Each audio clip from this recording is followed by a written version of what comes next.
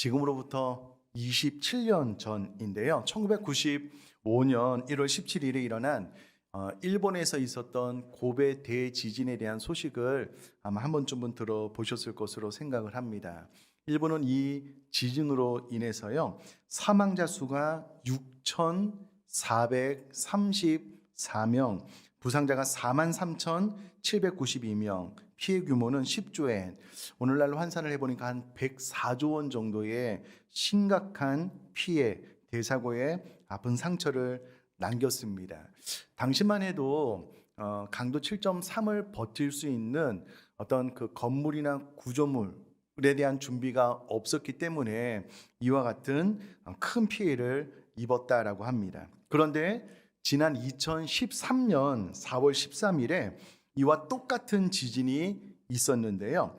27년 전에는 강도 7.3이었고 이에 비해서 다소 약한 6.3의 강도이기는 했지만은요. 27년에는 지진이 양옆으로 흔들리는 지진이었다면 2013년도에 있었던 지진은 상하로 흔들리는 지진이었고 지진의 근원지가 또 땅과 또 가까웠기 때문에 지상과 가까웠기 때문에 어떻게 보면 피해가 더 많이 날 수 있는 상황이었는데요. 다행인 것은 이날 사고로 고작 부상자 24명 밖에 없었다라고 합니다. 이게 왜 이런 결과가 나오냐면요. 27년 고베 대지진 때에 그 힘없이 무너져 내렸던 그 오사카와 고베를 잇는 한신 고속도로를요, 새로 짓는 과정 가운데 철근 강도를 3배로 늘렸고요. 교각의 기둥도 그 폭을 2배나 키웠다라고 합니다.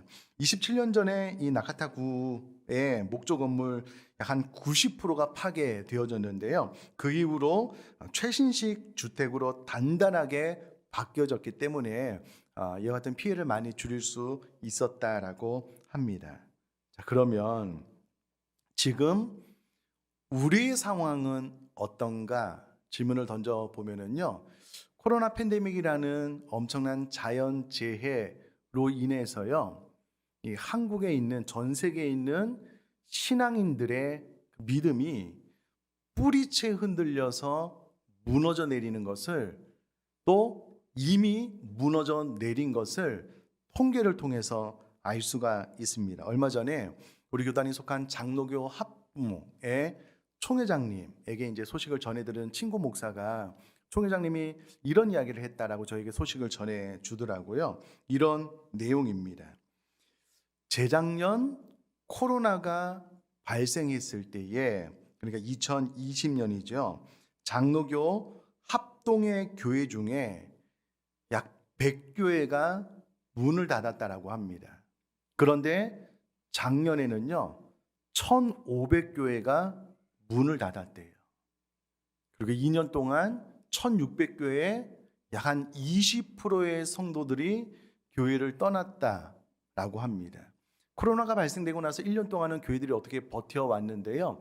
2년 차가 됐을 때는 1,500교회가 문을 닫았습니다. 총 1,600개가 지난 2년 동안 장로교 합동 안에 있던 교회 가운데 흔적도 없이 사라지게 된 것입니다. 지금은 저희 교회가 속한 경기북로회가 강북노회로 이렇게 나뉘어졌는데요. 두 노회가 합쳐졌을 때의 교세가 약 교회가 한 200교회가 넘었거든요.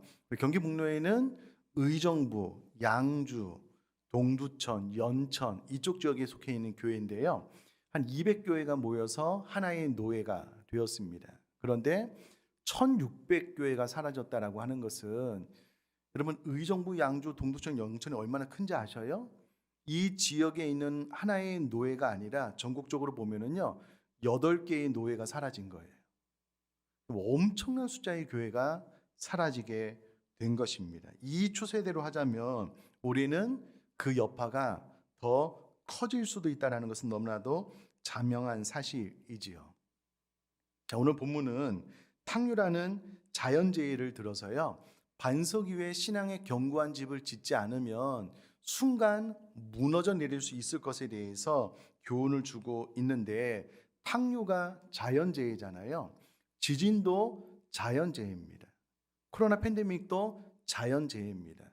이와 같은 자연재해로 인해서 교회와 성도님들의 신앙이 와르르 무너져 내리고 있는 거예요.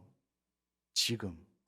근데 2000년 전에 예수님께서 이미 이와 같은 교훈을 우리에게 주셨고, 이와 같은 위기 상황 앞에 무너져 내리지 않는 견고한 집을 짓는 신앙생활을 해야 될 것에 대해서 이미 교훈을 주셨습니다. 아마 이때에 오늘날 이 본문을 통해서 저와 여러분들에게 하나님께서 꼭 주시고 싶은 메시지가 있다라고 저는 생각을 하고요. 오늘 본문의 내용을 한 절 한 절 좀 잘 살펴보도록 하겠습니다. 특별히 43절부터 마지막 절까지는요, 믿음의 실천을 촉구하는 평지수훈의 결론적인 교훈을 담고 있는 두 가지 비유를 이야기를 해주고 있습니다. 예수님께서 산에서 베푸신 교훈을 산상수훈이다라고 하면은요, 땅으로 내려와서 베푸신 교훈을 평지수훈이다라고 이야기를 할 수가 있는데, 이 평지수훈의 결론 부분을 오늘 우리가 좀 살펴보도록 하겠습니다. 43절 말씀을 제가 한번 읽어보면은요, 못된 열매 맺는 좋은 나무가 없고 또 좋은 열매 맺는 못된 나무가 없느니라 라고 기록이 되어져 있습니다. 병행 구절인 마태복음 7장 17절에는요, 좋은 나무는 좋은 열매를 맺고 나쁜 나무는 나쁜 열매를 맺는다 라고 기록을 하고 있는데, 오늘 본문은 행동에 따른 결과를 더욱더 강조하기 위해서 못된 열매 맺는 좋은 나무가 없고 또 좋은 열매 맺는 못된 나무가 없다라고 수사학적으로 좀 더 강조해서 표현을 하고 있습니다. 자, 44절도 보면은요, 나무는 각각 그 열매로 아나니 가시나무에서 무화과를 또는 찔레에서 포도를 따지 못하느니라. 한마디로 말하면 좋은 나무에서 좋은 열매를 맺는다, 나쁜 나무에서 나쁜 열매가 맺힌다라는 겁니다. 이것은 너무나도 당연한 자연의 이치입니다. 이와 같은 교훈에 대해서 이 교훈 틀렸다라고 말을 할 수가 없는데, 문제는 이것이 오늘날 어떤 의미냐라는 것을 알 필요가 있는데, 여러분, 이것은 앞뒤가 안 맞는 말입니다. 이 사람은 정말 착한 사람인데 가끔 사람을 죽여. 그럼 말이 안 되잖아요. 이 사람은 정말 성실한 사람인데 한 달에 10번 정도는 회사에 연락도 안 하고 출근을 안 해. 이 사람은 정말 믿음이 좋은 사람인데 예배 참석도 안 하고 봉사도 안 해. 말이 안 되는 말입니다. 이 사람은 정말 효도를 잘하는 사람인데 효자인데 부모님께 연락을 안 해. 찾아뵙지도 않아. 이치에 안 맞는 말입니다. 앞뒤가 안 맞는 말이다라는 거예요. 여러분, 좋은 나무는요, 좋은 열매를 맺기 때문에 어떤 나무가 좋다 나쁘다는 철저하게 열매로만 판단을 내리는 것이 맞습니다. 그럼 제 말에 동의하시나요? 아멘이시잖아요. 그래서 저는 이 이야기를 이렇게 정리를 했습니다. 여러분, 이 앞에 자판기가 하나 있다라고 좀 창조적인 상상을 해보시면 좋겠는데요. 이 앞에 자판기가 하나 있어요. 콜라, 사이다, 환타 세 종류가 나오는 자판기가 있는데요. 동전을 넣어서 내가 먹고 싶은 음료수를 누르면 정확하게 그 음료수가 나오는 자판기입니다. 근데 좀 이 자판기가 특이한 것이 무엇이냐면, 내가 돈을 넣고 내가 원하는 음료수를 누르면 정확하게 그 음료수가 나오는 것은 맞는데, 내가 원하는 것을 누르는 순간 내가 무엇을 눌렀는지 잊어버리게 하는 자판기예요. 내가 뭔가를 딱 눌렀는데요, 내가 뭔가를 눌렀는지를 몰라요. 잊어버리게 만드는 자판기예요. 자, 보셔요. 내가 원하는 것을 딱 누르면 그 음료수가 나오게 하는 자판기인데, 내가 누르는 순간 내가 무엇을 눌렀는지를 잊어버리게 만드는 자판기예요. 자, 그러면 이 자판기에서 내가 무엇인가를 딱 누르는 순간 무엇을 눌렀는지를 잊어버리잖아요. 그러면 내가 무엇을 눌렀는지는 어떤 결과를 알 수 있을까요? 그렇죠. 자판기에 나온 음료수를 보면 내가 무엇을 눌렀는지 알 수 있겠죠. 그럼 신앙이 이와 같다는 거예요. 열매로 그 사람을 아는 겁니다. 제가 목사라는 직분을 갖고 있지만 우리 교회 장로님도 권사님도 계시고요, 신앙생활을 오래 했는데요, 그것 가지고 그 사람의 신앙을 평가하면 안 된다는 거예요. 목사이기 때문에 신앙이 좋겠지? 아니요, 절대 그렇게 생각하면 안 된다는 거예요. 그 사람은 무엇으로만 알 수 있다고요? 열매로만 알 수 있는 거예요. 열매로만. 신앙생활을 오래 한 것, 성경 본문에 의하면 별로 중요한 것 아닙니다. 어떤 직분을 갖고 있느냐 별로 중요한 것 아니에요. 그 사람이 오늘 어떤 열매를 맺고 있느냐, 그것이 중요한 것이고요. 그 열매로 그 사람을 판단하는 것이 중요하다. 그런 교훈입니다. 그러므로 우리가 신앙생활을 할 때요, 말씀을 들을 때 정말 은혜 받는 것 중요해요. 말씀을 들음으로써 내 지혜가 넓어지는 것 중요합니다. 그러나 오늘 본문만 가지고 이야기하자면 사실은 그것도 중요하지 않아요. 제일 중요한 것은 그 지혜와 지식이 내 삶으로 신앙의 열매를 맺게 하는 것이 중요하다라고 오늘 본문은 좁혀서 이야기를 해주고 있다라는 거예요. 오직 열매로만 그 나무를 판단하는 것이 옳은 것이고 이치에 맞는 것인 것처럼 우리 사람도 와, 저 사람 진짜 신앙이 좋아. 코로나 시대에 예배 안 드려. 저 사람 진짜 신앙이 좋아. 근데 봉사를 전혀 안 해. 저 사람 신앙이 진짜 좋아.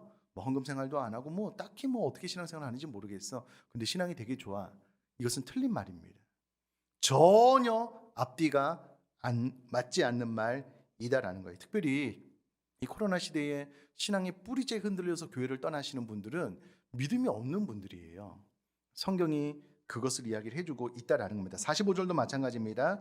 선한 사람은 마음에 쌓은 선에서 선을 내고 악한 자는 그 쌓은 악에서 악을 내나니 이는 마음에 가득한 것을 입으로 말함이니라. 여러분, 사람의 마음에 쌓아놓은 것을 입으로 말로 표현하게 되어져 있거든요.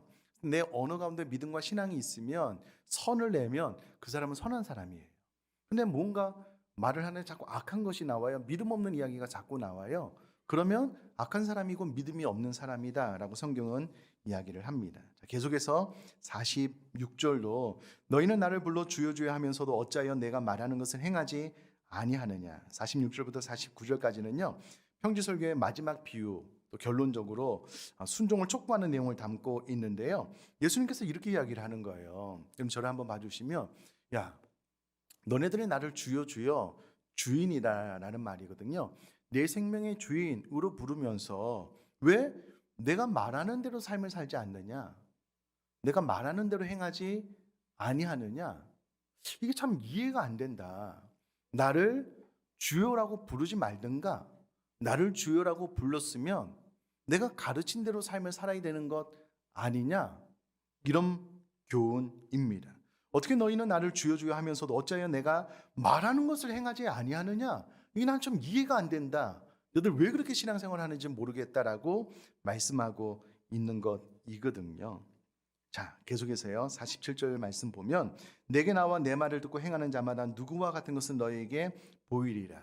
야, 내 말을 듣고 너희들이 잘 행치 않는데 내 말을 듣고 잘 행하는 자는 어떤 사람과 같은지, 혹은 내 말을 듣고 잘 행하지 않는 사람은 어떤 사람과 같은지 내가 너에게 잘 알려주겠다라고 이야기를 하고 난 이후에 48절에 집을 질 때 깊이 파고 주추를 반석에 놓은 사람과 같으니 큰 물이 나서 탕류가 그 집에 부딪히되 잘 지었기 때문에 능히 요동하지 못하게 하였거니와. 무슨 말이냐면요, 내가 가르치는 교훈을 마음에 받아서 말씀대로 순종하는 사람, 말씀대로 실천에 옮기는 사람은 땅을 깊이 파고 그 기초를 튼튼히 하고 집을 지은 사람이다.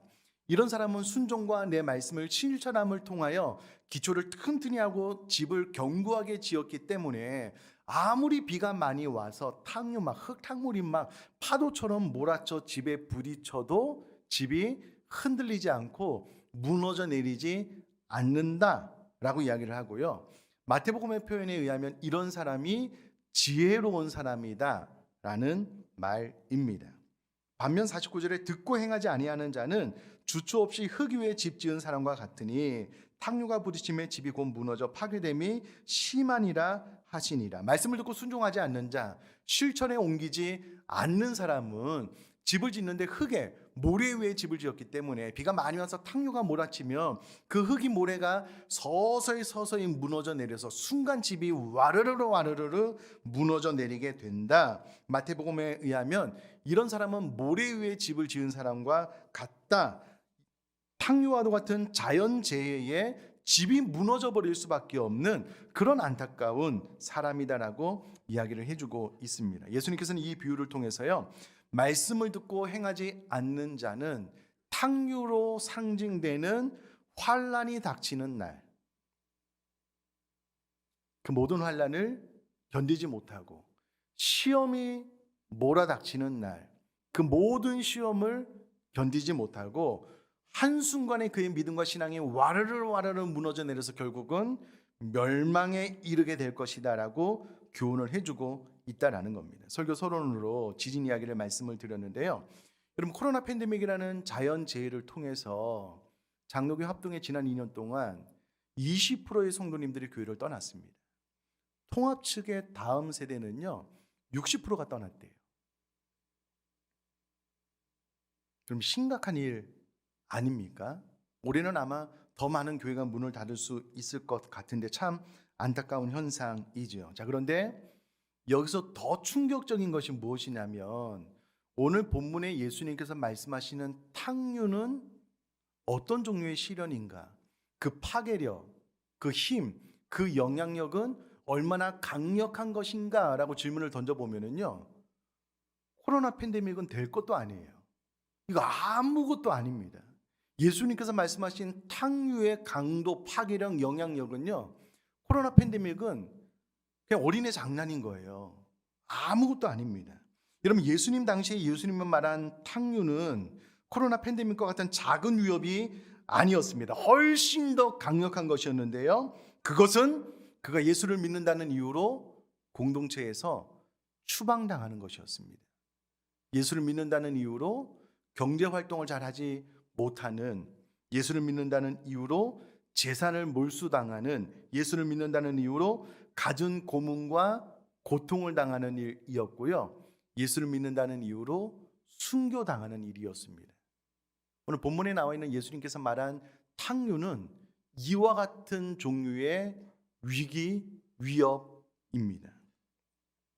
예수님께서 마태복음 8장 34절에요 처음부터 이렇게 이야기를 하셨어요. 무리와 제자들을 불러 이르시되 누구든지 나를 따라오려거든 자기를 부인하고 자기 십자가를 지고 나를 따를 것이니라.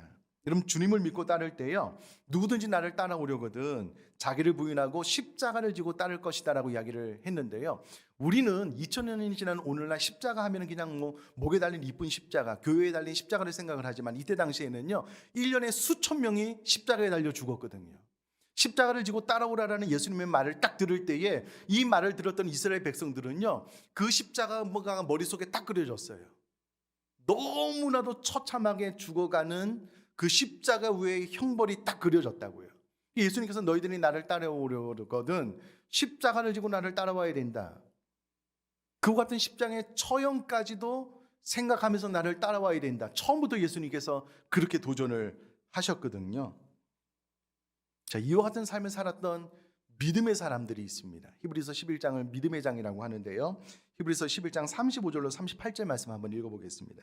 여자들은 자기의 죽은 자들을 부활로 받아들이기도 하며 또 어떤 이들은 더 좋은 부활을 얻고자 하여 심한 고문을 받되 구차히 풀려나기를 원하지 아니하였으며 또 어떤 이들은 조롱과 채찍질 뿐 아니라 결박과 옥에 갇히는 시련도 받았으며 돌로 치는 것과 톱으로 켜는 것과 시험과 칼로 죽임을 당하고 양과 염소의 가죽을 입고 유리하여 궁핍과 환난과 학대를 받았으니 이런 사람은 세상이 감당하지 못하느니라.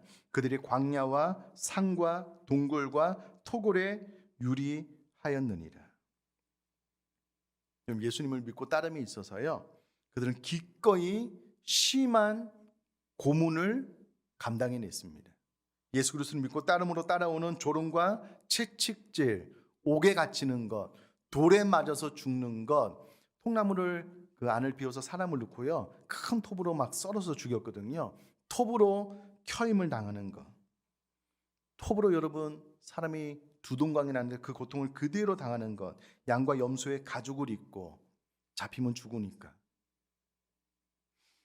유리궁핍, 비탄족이 들어오지 않은 저 지하 카타콤에서 평생을 살았던 많은 신앙인들이 있었습니다. 이것이 성경이 말하는 탕류예요. 예수 그리스도를 믿음으로 말미암아 죽었다니까요. 심한 고문과 학대, 재산을 다 빼앗기는 이와 같은 위협을 당했는데요. 구차히 이와 같은 위협에서 고문을 받는데 구차히 풀려나가기를 원치 않는 거예요. 왜냐하면 더 나은 부활이 너무나도 선명하게 눈에 보이거든요. 어떤 시련이 와도 그거 별로 큰 시련이 아닌 거예요. 왜냐하면 너무나도 사랑하고 사모하는 주님을 내가 순교의 문을 통과하며 만날 것이거든요. 세상이 감당하지 못하는 믿음을 가졌다라는 거예요. 자, 이와 같은 위협이 있기 때문에 누가복음 13장 23절 24절은 이렇게 이야기를 합니다. 어떤 사람이 여짜오되 주여 구원을 받는 자가 적으니까 그들에게 이르시되 좁은 문으로 들어가기를 힘쓰라.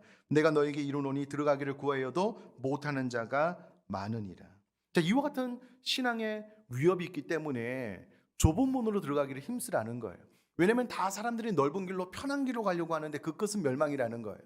그러나 너희들은 좁은 길로 가기를 힘써야 되는데 아무리 힘쓴다라고 하더라도 좁은 문으로 들어가기가 쉽지 않을 것이다. 여러분, 이 질문을 보면 어떤 사람이 여짜오되 주여 구원을 받는 자가 적으니까. 도대체 구원을 받는 자가 얼마나 됩니까? 우리도 한번 질문을 한번 해보자고요. 이 좁은 문이 과연 얼마나 좁은 문인가? 예수님께서 열처녀 비유를 통해서 5명은 혼인잔치에 들어가고 5명은 들어가지 못했습니다. 밭에서 일을 하는데 1명은 휴거, 들림을 받고 1명은 버려짐을 받게 되잖아요. 물론 논리적인 표현으로는 뭐 그렇게 이야기할 수는 없겠지만 일단 우리가 딱 듣기에 뭐야 이거 50%인가? 이렇게 생각을 할 수가 있잖아요. 일단 이것만 해도 적지가 않아요. 그러나 가장 핵심적인 질문은 주님 다시 오시는 그날, 온 인류를 심판하시는 그날 도대체 구원받는 자가 얼마나 될까라고 했을 때에 그와 같은 일이 한 번 있었잖아요. 역사 안에. 언제냐면 노아의 홍수 때. 제가 여러 번 말씀을 드리는데 창조과학회에 의하면은요, 노아의 홍수 당시에 지구에 살았던 인구가 얼마나 됐을까라고 했을 때 오늘 현재의 인류와 비슷할 것이다. 그렇게 이야기를 해요. 그럼 제가 퀴즈를 한번 내볼까요? 노아의 홍수 때 방주 안에 들어가서 구원받은 사람은 몇 명일까요? 8명. 그럼 충격적이지 않습니까? 좁은 문이요, 너무 좁아요. 전 인류 가운데 노아의 방주 안에 들어가서 구원받은 사람은 8명밖에 안 돼요. 주님 다시 오시는 그날 이 좁은 문 안으로 들어가서 구원받는 자가 얼마가 되겠습니까? 라고 질문을 던져보면요, 그렇게 많지 않을 것 같아요. 말세에 참으로 믿는 자를 보겠느냐? 예수님께서 그렇게 말씀하셨거든요. 많지 않을 것 같아요. 그래서 마태복음 7장 21절에 그렇게 이야기를 합니다. 나더러 주여 주여 하는 자마다 다 천국에 들어갈 것이 아니요 다만 하늘에 계신 내 아버지의 뜻대로 행하는 자라야 들어가리라. 여러분, 코로나 팬데믹 시대에 교회 안 나오시는 분들이 많아지고 있습니다. 문제는 교회 나와서 주여 주여 해도 다 구원받는 게 아니래요. 심지어는 주의 이름으로 귀신을 쫓아내고 주의 이름으로 병자를 고쳐도요, 다 구원받는 거 아니래요. 누가? 하나님의 가르침대로 삶을 사는 자, 주의 뜻대로 행하는 자가 구원을 받는다라고 이야기를 하고 있습니다. 자, 마태복음 10장 28절은 이렇게 이야기를 해요. 몸은 죽여도 영혼은 능히 죽이지 못하는 자들을 두려워하지 말고 오직 몸과 영혼을 능히 지옥에 멸하실 수 있는 이를 두려워하라. 여러분, 몸은 죽여도 영혼까지 죽이지 못하는 자는 두려워할 필요가 없대. 그럼 코로나 팬데믹 때문에 생명의 위협, 사실은 맞습니다. 죽는 분들이 많아요. 그러나 예배를 통해서 전염이 일어나고 그렇게 해서 죽는 분들, 우리 교회 지난 2년 동안 단 한 명도 없었잖아요. 예배에 참석해서 마스크만 잘 쓰고 예배를 하면 그와 같은 일이 많이 일어나지는 않습니다. 극히 작은 퍼센트, 거의 없지요. 그럼에도 불구하고 자기 생명을 보호하기 위해서, 아니 그러다 보니까는 신앙의 가치가 점점 마음속에 멀어지는 거예요. 교회를 떠나가는. 그것이 넓은 길 멸망이거든요. 우리가 정말 두려워해야 될 분이 누구냐면 몸과 영혼을 능히 지옥에 멸하실 수 있는 이를 두려워하라. 여러분, 성경은 예수님께서 말씀하신 탕류는 오늘날 코로나 팬데믹과 같은 작은 시험이 아니었거든요. 실제로 자신의 생명의 위협, 돌에 맞아 죽고 톱으로 켜는 순교의 자리로 나가는 위협이었거든요. 그런 탕류에도 무너지지 않는 견고한 집을 지어라라고 예수님께서 교훈을 하셨는데 이와 같은 시련은 오지도 않았어요. 말세에 올 겁니다. 더 시간이 지나서 올 거예요. 오지도 않았어요. 혹은 뭐 북한이나 그런 나라가 있기는 하지만은요, 우리나라는 아직 오지도 않았잖아요. 근데 이것과 비교도 안 되는 코로나 팬데믹이 왔는데요. 장로교 합동의 20%가 교회를 떠나고 믿음이 쭉. 여러분, 코로나 팬데믹보다 더 강력한 재앙들이 앞으로 올 텐데, 그러면 참된 믿음을 가진 자가 도대체 몇 명이나 되겠냐고요. 정말 주님 오시는 그날 전 인류 가운데 8명 구원받을지 잘 모르겠습니다. 그렇기 때문에 우리가 힘써 좁은 문으로 들어가기를 애쓰라는 거예요. 좁은 문으로 들어간다는 말이 무슨 말이냐면, 오늘 본문에 의하면 말씀 그대로 실천하는, 순종하는 삶을 살 것에 대한 명령이잖아요. 여러분, 예수님을 따랐던 제자들은요, 예수님께서 십자가를 지고 나를 따르라고 말씀하시고 난 다음에 예수님께서 진짜 십자가에 달려 죽으셨어요. 그러니까 제자들도 십자가를 지고 주님을 따른다는 것은 그와 같은 삶을 사는 것이구나 라고 그와 같은 삶을 열망하고요, 사도 요한을 제외하고 모든 제자들이 순교했습니다. 사도들의 다음 세대인 교부들이 간절하게 기도했던 것이 무엇이냐면요, 하나님, 나의 간절한 기대와 소망은 내 수명의 다음으로 자연사하지 않는 것입니다. 열심히 복음을 증거하다가 예수님처럼 반드시 복음을 증거하다가 순교하는 것입니다. 그런 삶을 살게 해주십시오. 이게 간절한 기도 제목이었거든요. 여러분, 서머나 교회의 감독 폴리갑 순교에 대한 이야기 다 들어보셨을 겁니다. 이때 당시에는 로마의 신들을 숭배하지 않는 자들을 무신론자라고 이야기를 했고요, 무신론자를 죽여라, 폴리갑을 잡아라라고 외치는 군중들의 폭동에 의해서 시장이 폴리갑을 잡았는데요, 그래도 폴리갑을 시장이 좀 좋아하고 사랑했나 봐요. 이렇게 이야기를 합니다. 딱 한 번만 부탁하는데 예수 그리스도를 딱 한 번만 좀 부인해달라, 저주해달라, 그러면 살 수 있다. 그때 폴리갑이 이렇게 이야기를 했대요. 지난 86년간 나는 그리스도를 섬겼으나 한 번도 그리스도는 나를 버리지 않으셨다. 어찌 나를 구원한 그리스도를 욕할 수 있겠느냐. 결국 그는 화형을 당하여 순교하게 됩니다. 폴리갑이 화형 앞에서 이렇게 이야기를 했대요. 너희들은 꺼지는 불로 나를 태워 죽이려고 하지만 영원히 꺼지지 않는 지옥불을 무서워하지 않는구나. 그러면서 마지막으로 이렇게 기도를 했대요. 전능하신 하나님, 이 부족한 종을 순교자의 반열에 넣어주심을 감사하나이다. 나를 받아주소서. 이 어려운 잔을 능히 마실 수 있는 힘을 주소서. 당신의 이름이 영광을 받으소서. 이렇게 하고 순교를 했대요. 자, 그러면 이 말씀을 통해서 우리가 받아야 될 교훈이 무엇입니까? 예수님의 말씀은 이것이에요. 말씀을 듣고 순종, 말씀을 듣고 실천할 때에 우리들의 믿음의 집을 반석 위에 짓는 것이다, 반석이 더 견고해지는 것이다 라고 이야기를 함으로써 하루하루 말씀을 묵상하고 말씀을 듣는 삶 가운데 그 말씀을 부여잡고 어떻게 말씀대로 살아갈지를 고민하면서 실천에 옮기는 삶을 살아라. 이것이 가장 핵심적인 교훈이거든요. 지난주 오후에 정영용 목사님이 전도에 대한 이야기를 하시고 생명의 다리를 다 나눠주셔서 저도 얼른 하나 챙겼습니다. 제 아내도 챙기고. 말씀 들었으니까 순종을 해야 되잖아요. 근데 이제 관계 전도를 해야 되는데 제 친구들은 다 목사예요. 목사에 가서 이거 저면 너 예수 믿어야 된다, 이렇게 할 수는 없잖아요. 기도하는 가운데 2명이 떠올랐어요. 평소에 잘 알지는 못해도 그래도 그 사장님 가서 제가 과일도 드리고 제가 목사인 줄도 알고 참 좋은 관계에 있는 한 분, 또 다른 분 떠올랐는데요. 제가 이제 이번 주에 가서 전도지 전해드리려고요. 제가 설교 준비를 하면서 이거를 이미 하고 나서 설교할 때 나 했다라고 하면 얼마나 좋을까. 좀 늦었어요. 근데 할 거예요. 말씀을 들었으면 순종을 해야 되잖아요. 자꾸 제 안에 고민이 생기더라고. 말씀을 듣고 목사인 내가 순종을 안 하면 성도님들 중에 누가 순종을 하겠냐고. 부교육자가 설교해도 하나님의 말씀으로 듣고 순종해요. 그래야지만 내 믿음이 반석 위에 세워지는 겁니다. 여러분, 우리가 작년부터 가정예배 많이 이야기하잖아요. 지난주에 저희 집에서 가정예배를 드리는데 제 아내가 하나님 은혜에 너무 감사하다고 막 울어요. 저도 울컥해서 하나님 은혜에 감사해서 예배를 드렸고요. 지난주에 가정예배 드리는데 제 아들이 지금 일 때문에 전에 다니던 학교에 가서 지금 알바도 하고 아이들 섬기고 있거든요. 둘이 예배했는데 한 1시간 20분 정도 예배한 것 같아요. 제 안에 마음속에 있었던 그 깊은 이야기를, 제가 평소에 들어보지 못했던 이야기를 가정예배를 통해서 이야기해 주더라고요. 그래서 제 이야기도 잠깐 하고 내가 어떻게 사랑해야 될지, 어떻게 기도해야 될지 가정예배를 통해서 알게 되는 거예요. 그럼 이와 같이 가정 예배가 됐던 쉐마의 명령이 됐던 하나님의 말씀을 듣고 교회가 도전하면은요 그냥 순종하는 거예요. 그냥 실천하는 겁니다. 계속 하다 보면 또 우리 교회가 큐티하는 교회잖아요. 다음 세대가 2년 전부터 작년 큐티하는 인원들이 점점 늘어나고 있거든요. 작년부가 큐티하는 교회가 큐티하는 거예요.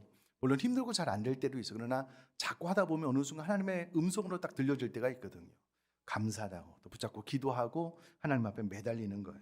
이와 같은 순종 실천의 삶을 계속 살 때에 우리들은 견고한 반석 위에 믿음의 집을 짓게 되고요. 이후로 코로나 팬데믹이 아니라 코로나 할아버지가 와도 아니 성경에서 예수님이 말하는 우리들의 생명에 직접적인 위협이 가해진다라고 하더라도 이런 폴리갑처럼 내가 순교하는 게 내 꿈입니다. 비전입니다. 자연사하지 않게 해주십시오. 우리가 그렇게 기도하고 순교 현장에서 하나님 나를 순교의 반열 위에 세워주셔서 감사합니다라고 기도로 응답하고 반응할 수 있는 저와 여러분들이 될 줄 믿습니다. 그러면 기독교는 이성과 사색의 종교가 아니에요. 말씀드리면서 은혜 받는 건 참 중요합니다. 그러나 거기에 멈추면 안 돼요. 말씀을 듣고 실천, 순종하는 종교가 우리 기독교이기 때문에 여러분 순종함으로 나의 믿음의 기초가 이후로 점점점 견고해지고 튼튼해져서 이 순종 위에 신앙의 집을 잘 세우셔서 어떠한 탕료, 어떠한 시험이 와도 견고하고 흔들리지 않는 저와 여러분 될 수 있기를 주님의 이름으로 축복합니다.